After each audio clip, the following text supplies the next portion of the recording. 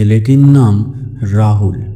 সে প্রায় 10 বছর পর তার মামা বাড়িতে যাচ্ছে। রাহুলের বাড়ি দিনাজপুর শহরে, আর তার মামার বাড়ি ফুলবাড়ি নামে এক গ্রামে। ফুলবাড়ি একটি গ্রাম্য এলাকা হওয়ায় সেখানে রাস্তাঘাট এখনও পুরোপুরিভাবে পাকা হয়ে ওঠেনি। এখনও সেখানে মাটির রাস্তা আছে, আর রাস্তার দুই পাশে বিভিন্ন রকমের গাছপালা। যেই রাস্তাটা দিনে দেখলে মনে হবে সবুজ অরণ্যে ভরা, দেখতে অনেকটা সুন্দর, কিন্তু রাত হলেই সেই সবুজ অরণ্য সুন্দর থেকে ভয়ানক হয়ে ওঠে। এ বাবা, এত বছর হয়ে গেল এখনো এই মাটির রাস্তাগুলো পিচের হয়নি। এ তো দেখি সব কিছুই আগের মতন আছে।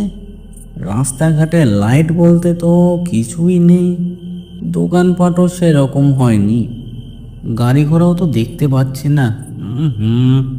এবার আমাকে মনে হয় হেঁটেই যেতে হবে। এই বলে রাহুল ধীরে ধীরে হাঁটতে শুরু করলো।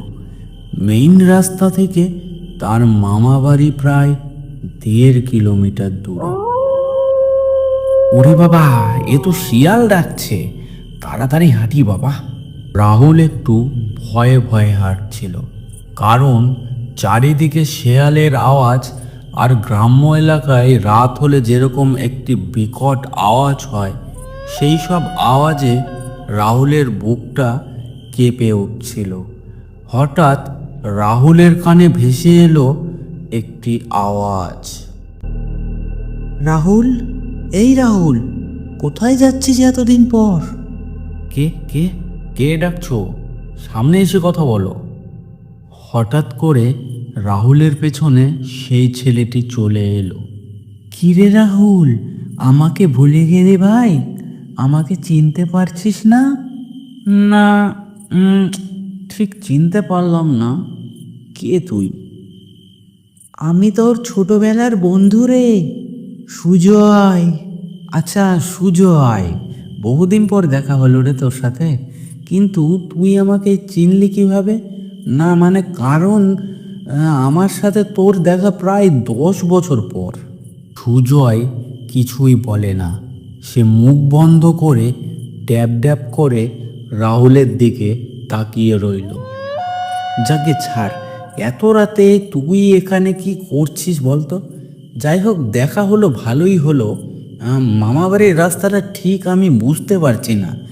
আমি অনেক দিন পর এলাম তো, রাস্তাঘাট সেই রকম চিনতে পারছি না। চল তো, আমাকে একটু এগিয়ে দে। হ্যাঁ চল ভাই। এই বলে তারা দুইজন হাঁটতে শুরু করলো। কিছু দূর হাঁটতে হাঁটতে সুজয় বলে উঠল, জানিস রাহুল, তোকে দেখার আমার খুব ইচ্ছে ছিল রে, কিন্তু সেই ইচ্ছেটা পূরণ হলো না রে। আর এইসব কি বলছিস তুই? এই তো দেখা তো হয়েই গেল আমাদের। সে দেখা হলো ঠিকই, কিন্তু কিন্তু কি ভাই বলতো? সুজয় রাহুলের কথাতে কোনো সাড়া দেয় না, সে মুখ বন্ধ করে চুপ করে রইল।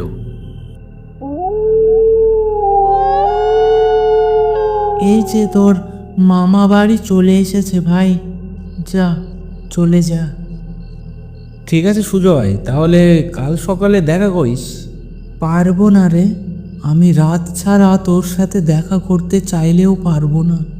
কেন রে, কোনো অসুবিধা আছে নাকি? সেই অনেক দিন পর আমরা দুজন এক জায়গায় হলাম, সেই ছোটোবেলার মতন মস্তি করে বেড়াবো গোটা গ্রামে, আর তুই বলছিস সকালে আসতে পারবি না? পারবো না রে, আমি রাত ছাড়া তোর সাথে দেখা করতে চাইলেও পারবো না। আচ্ছা বেশ, তাহলে রাতেই দেখা কর, একসাথে বসে গল্প হবে। ঠিক আছে, আসলাম এবার। এই বলে সুজয় কিছু দূর গিয়ে অন্ধকারে যেন হারিয়ে গেল। এদিকে রাহুল তার মামা বাড়িতে গিয়ে ঢুকলো। রাহুল, কতদিন পর এলি বাবা? বস বস, এখানে বস। আরে মামা, আমি তো রাস্তা ভুলেই গিয়েছিলাম, তার মধ্যে রাতের অন্ধকারে আর ওই চিনতে পারছিলাম না রাস্তাঘাট। ভাগ্যিস সুজয়ের সাথে আমার দেখা হয়ে গেল, সেই তো নিয়ে এলো আমাকে। সুজয়? ওই যে আমার ছোটবেলার বন্ধু সাইফুলের ছেলে গো। কী সব বলছিস তুই, বলতো তোর মাথা ঠিক আছে তো? কেন মামা, কি এমন হলো যার জন্য তুমি এই রকম বলছো? সুজয় তো 1 বছর আগেই জলে ডুবে মারা গেছে রে।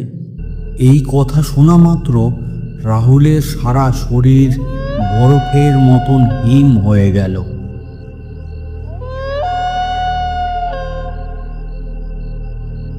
রাতে রাহুল শুয়ে শুয়ে সেই সব কথাই চিন্তা করছিল। তাহলে সে কে ছিল যে আমাকে রাস্তা দেখিয়ে নিয়ে এলো?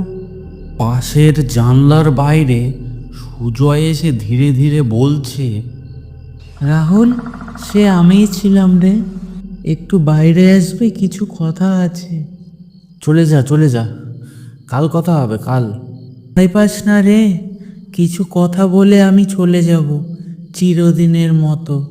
একটু বাইরে আয়, তোর কোনো ক্ষতি করব না আমি। রাহুল সাহস করে বাইরে গিয়ে সুজয়ের সামনে এলো। এখানে বস ভাই। রাহুল বেশ ভয়ে ভয়ে সেখানে বসলো। জানিস রাহুল, সেই ছোটবেলায় তুই যখন এই গ্রামে আসতি, আমার না খুব আনন্দ হতো। কারণ আমার বন্ধু বলতে শুধু তুই ছিলি রে। আমি অপেক্ষা করতাম তুই আবার কবে আসবি, আর আমরা দুইজনে মিলে অনেক খেলাধুলা করব। কিন্তু তুই সেই যে গেলি, আর এলি না। আমি অনেক বছর থেকে তোর অপেক্ষা করছিলাম রে, কিন্তু তুই আর আসলি না। কি করে আসবো ভাই, পড়াশোনার টানাপোড়ায় আর সুযোগ হয়ে ওঠেনি। তোর কথা আমারও অনেক মনে পড়েছে, কিন্তু আসতে পারিনি রে। গেল বছর আমি নদীতে স্নান করতে যাই, গিয়ে এক বড় স্রোতের পাকে আমি জলে ডুবে যাই। কিন্তু আমার ইচ্ছে ছিল তোর সঙ্গে দেখা করার, আর সেই ইচ্ছেটাই আমাকে এখনো মুক্তি দেয়নি রে। সুজয়ের মুখে এইসব কথা শুনে রাহুল মন থেকে ভেঙে পড়ে। তার অনেক কষ্ট হচ্ছিল সুজয়ের জন্য। আমি 1 বছর থেকে মুক্তি পাওয়ার জন্য তোর অপেক্ষা করছিলাম রে। তোর সাথে দেখা হয়ে গেল, এখন আমি মুক্ত। এই বলে সুজয় অদৃশ্য বিলীন হয়ে গেল, আর রাহুলের মনে একটি বড় পাথর রেখে গেল। রাহুল মনে মনে ভাবতে থাকে, সে কেন এই 10 বছরে আসতে পারেনি, সে কেন আসতে পারেনি, এই ভেবেই সে অনেক কষ্ট পাচ্ছিল। জীবিত অবস্থায় মানুষের কিছু কিছু ইচ্ছে থাকে, সেগুলো পূরণ না হওয়াতে মানুষের আত্মার কখনো মুক্তি হয় না। কেমন লাগলো আজকের এই ভৌতিক গল্পটি একটি লাইক ও কমেন্ট করে জানান, আর চ্যানেলে নতুন হলে অবশ্যই সাবস্ক্রাইব করবেন।